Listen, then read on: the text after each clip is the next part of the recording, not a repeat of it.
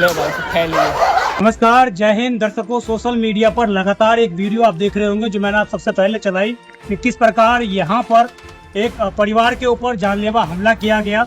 मैं उसी घर पर अभी मौजूद हूँ। ये वो घर है, अभी आपको रात में तस्वीरें नहीं दिख पा रही होंगी, लेकिन ये वो घर है और इसी में वो मुस्लिम परिवार रहता है और सामने जो है वो हिंदू परिवार रहता है।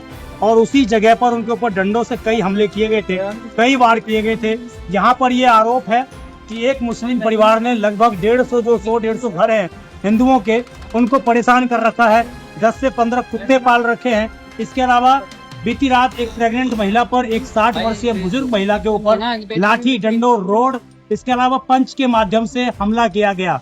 इतना ही नहीं, वो महिला गर्भवती थी और उनके पेट में लात मारी गई, यानी कि उस नवजात शिशु की जो अभी धरती पर आया भी नहीं है उसको भी मारने का प्रयास किया गया।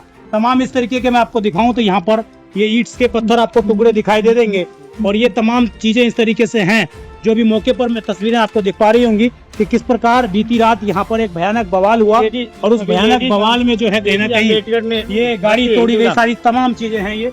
और अभी इस जगह पर ये भी आरोप लगाया गया कि इस परिवार के माध्यम से यहाँ पर हिंदू परिवारों को हनुमान चालीसा नहीं करने दिया जाता है, हिंदू परिवारों को कोई त्योहार नहीं मना दिया जाता है। जैसे डीजे बजता है, भजन बजते हैं, पुलिस को कॉल कर दी जाती है और तुरंत यहाँ पर पुलिस आकर उन डीजों को जब्त कर लेती है। चाहे वो दोपहर के 3 बजे की बात हो या रात के 8 बजे की बात हो, पुलिस तुरंत कार्रवाई करती हुई नजर आती है। अभी मैं दिखाऊंगा आपको, मौके पर लोग तमाम बैठ चुके हैं और ये सभी लोग अभी इस जगह पर जो है हनुमान चालीसा करने का वो जो है तमाम बच्चे वो लोग ठीक इसी घर के बाहर हनुमान चालीसा करने का प्रारंभ कर चुके हैं। और सीधे तौर पर कहीं ना कहीं ये तमाम महिलाएं, तमाम बच्चे जो हैं इस वक्त हनुमान चालीसा यहाँ पर शुरू कर चुके हैं। तो ये माहौल, ये स्थिति इस जगह पर है। उम्मीद है आप देखेंगे किस प्रकार जो है माहौल बेहद तनावपूर्ण इस जगह पर बनता हुआ नजर आ रहा है और एक पुलिसकर्मी इस इलाके में मौके पर मौजूद नहीं है। पूरा जो है मामला बेगमपुर थाने का है। तेरी जितनी दाढ़ी है ना उतने मेरे यहाँ पे बकरों की होती है, बेशरम। सोच लो कि हम गाय को खा जाते हैं, फिर तुम्हारा क्या हशर करेंगे हम तुम्हारा क्या हशर करेंगे। इनमें से कोई भी किसी मुस्लिम देश के अंदर असाइलम नहीं लेता, जबकि हमारी दुनिया में 53 मुस्लिम कंट्रीज हैं, मगर ये असाइलम लेते हैं उन देशों की जो कि नॉन इस्लामिक है। Pretty weird, right? सोचने की बात है, सोचो। और अगर तुम्हें वजह पता है तो कमेंट में बताओ। तुम्हें एक इंटरेस्टिंग बात बताता हूं, इस दुनिया के 70% रेफ्यूजी मुसलमान हैं, मगर इनमें से कोई भी किसी मुस्लिम देश के अंदर असाइलम नहीं लेता, जबकि हमारी दुनिया में 53 मुस्लिम कंट्रीज हैं, मगर ये असाइलम लेते हैं उन देशों की जो कि नॉन इस्लामिक है। प्रीटी मस्जिद नंदनगरी कब्जा करके अवैध मस्जिद बनाई, कमर्शियल दुकान बनाई। कोर्ट जाने के बाद एक तो फायदा हुआ कि कमर्शियल दुकानें बंद करके और ये मुल्ला भाग गए, लेकिन अवैध मस्जिद अभी भी खड़ी है। एक एक ईंट गिरने तक लड़ूंगा मैं, मेरा नाम याद रखना तुम। जामा मस्जिद नंदनगरी।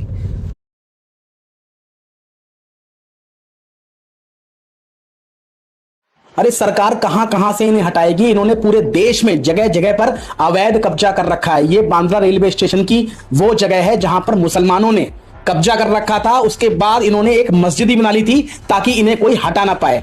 1 एकड़ की रेलवे स्टेशन की जमीन पर इन्होंने अवैध कब्जा कर रखा था। और जब आज पुलिस जो है, कोर्ट के नोटिस आया कि भाई साहब इन्हें खाली करवाओ पूरी जगह को, कोर्ट का जब नोटिस आया और पुलिस वहां पर खाली करवाने गई तो इन्होंने पत्थरबाजी स्टार्ट कर दी। जो इनका काम है मेन, वो इन्होंने स्टार्ट कर दिया। अब पत्थरबाजी स्टार्ट करने के बाद पुलिस के कई पुलिस वाले घायल हुए और जब पुलिस वाले घायल हुए तब इनकी तोड़ाई अच्छे से हुई है।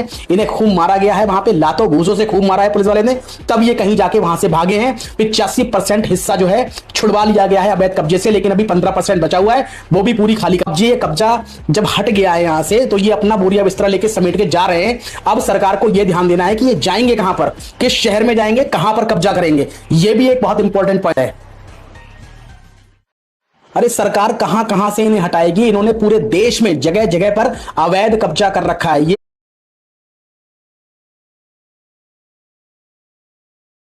मंत्र में दे दूंगा, गायत्री मंत्र सुना दो।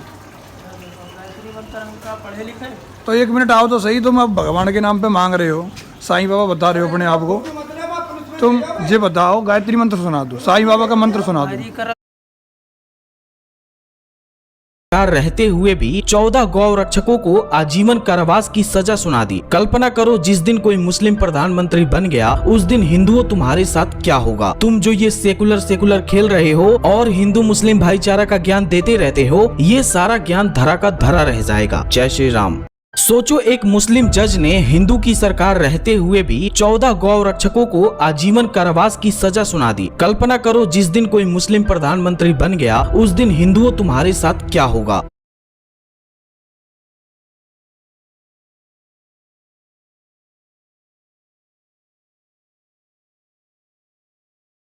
अंकल धक्का मत दो नहीं अंकल, गलत बात है, धक्का मत दो अंकल। अंकल आपका तो बना ही नहीं रहे थे, आपका तो बना ही नहीं।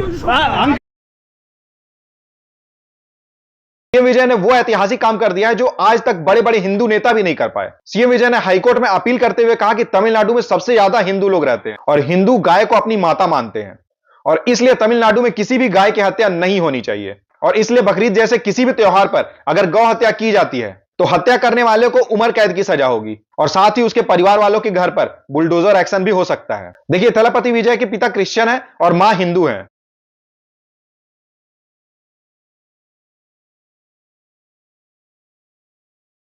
कि जो समस्या भारत झेल रहा है आज उनके देश में भी वही समस्या हो रही है। लंदन की सड़कों को पूरी तरीके से जाम कर दिया गया है क्योंकि उन लोगों को अपने देश की सभ्यता को बचाना है। भाई साहब, ये वही सभ्यता है जब भारत के अंदर हिंदू समाज अपनी सभ्यता को बचाने की बात करता है तो हमारे देश के बड़े बड़े सेकुलर लोग उनको अनपढ़ गवार, बीजेपी आरएसएस का अंधभक्त कह देते हैं। आज लंदन की सड़कों पर उनके लोगों ने धरना प्रदर्शन किया है क्योंकि उनको अपने देश को इस्लामीकरण से बचाना है। आज आप सबको पता होगा कि नाइजीरिया के अंदर क्या हो रहा है।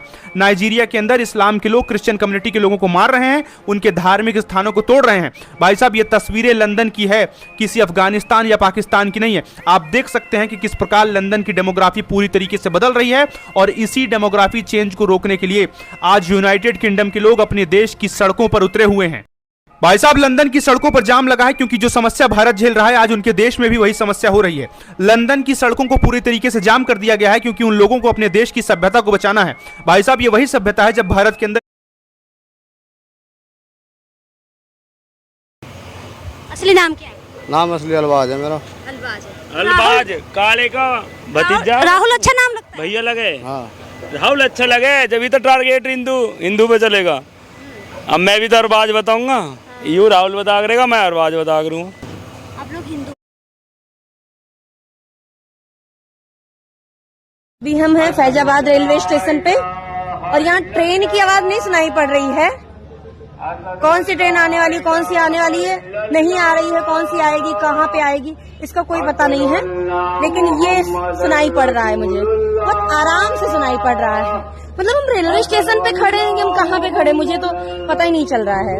ये टिकट घर लिखा हुआ है, ये फैजाबाद रेलवे स्टेशन है, मुझे पता नहीं चल रहा है कि हम रेलवे स्टेशन पे हम कहाँ पे हैं। मतलब रेलवे स्टेशन पे ये चिल्लाने की क्या आवश्यकता है? एक से एक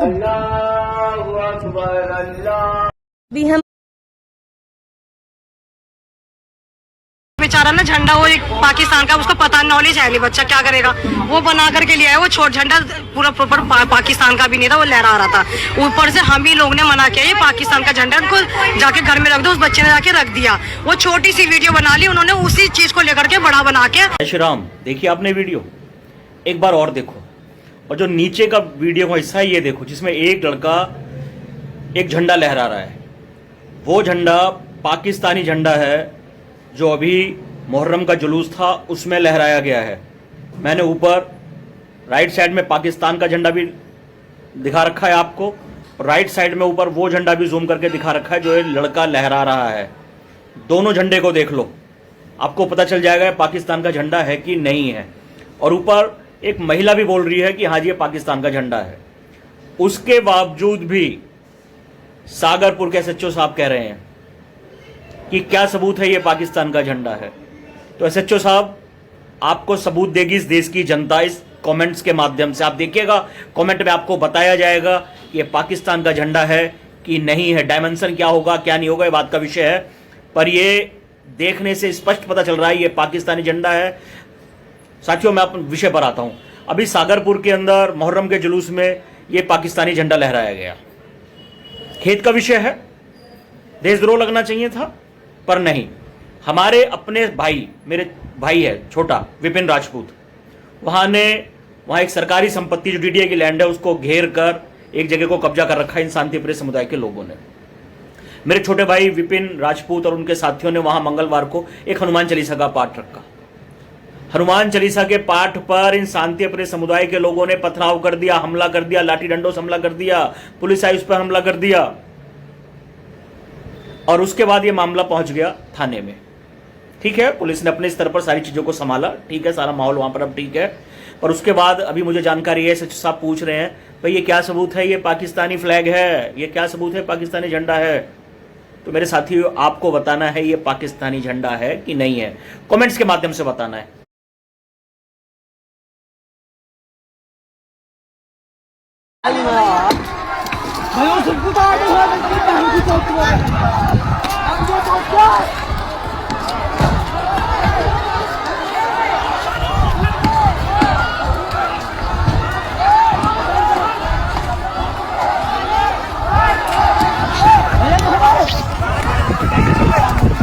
तुम्हारी बहन को छोड़ दूं।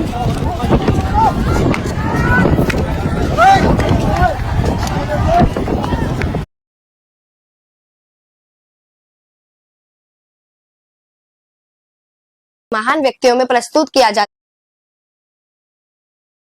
मुस्लिम लोग प्रोटेस्ट कर रहे हैं और वो नारा लगा रहे हैं कि अंग्रेजों इंग्लैंड छोड़ो। लेकिन हैरानी की बात यह है कि कुछ सालों पहले ये वहाँ पर शरणार्थी बनकर पहुंचे थे, लेकिन अब इनकी जनसंख्या इतनी हो चुकी है कि ये लोग वहाँ पर प्रोटेस्ट कर रहे हैं और शरिया कानून की मांग कर रहे हैं।